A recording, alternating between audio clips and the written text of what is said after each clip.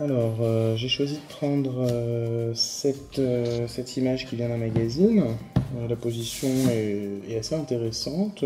Donc je vais commencer les étapes pour la fabrication de cette image. Alors en général, je commence par la tête. Alors là, le cadrage est aussi important parce qu'on va essayer de placer cette figure humaine dans ce format portrait.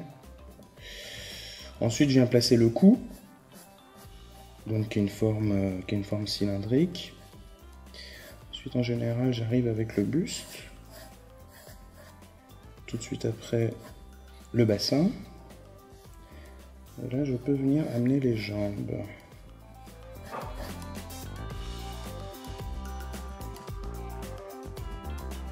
Donc les jambes, en général, c'est une forme qui est... c'est une forme de cylindre, en général.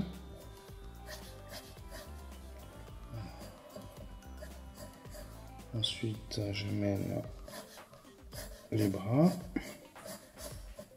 Donc là, on a le droit d'approximativement faire les jambes parce qu'on a le drapé là, qui recouvre les jambes. Donc on a le droit d'être plus ou moins approximatif à ce niveau-là. Alors maintenant que j'ai placé plus ou moins correctement mes éléments pour la construction du corps, je peux commencer à venir sur les petits détails. Donc un peu comme le travail d'un sculpteur, ou d'un tailleur du moins, on va essayer de venir sculpter un petit peu ce visage. Donc en général, je place le regard généralement au début de l'œuvre, hein. Comme ça me permet d'être tranquille et de ne pas me soucier de est-ce que le regard va être juste. Donc je préfère en général le placer tout de suite.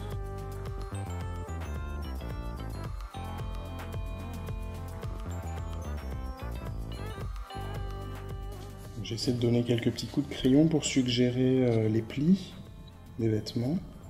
Je vais commencer à venir travailler avec un crayon un peu plus gras.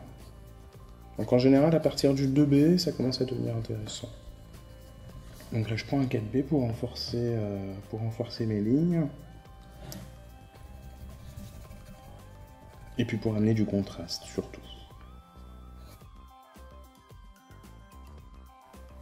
Je procède à des petits réajustements de l'œil, qu'on va décaler un petit peu plus sur la droite pour avoir l'impression qu'elle nous regarde vraiment.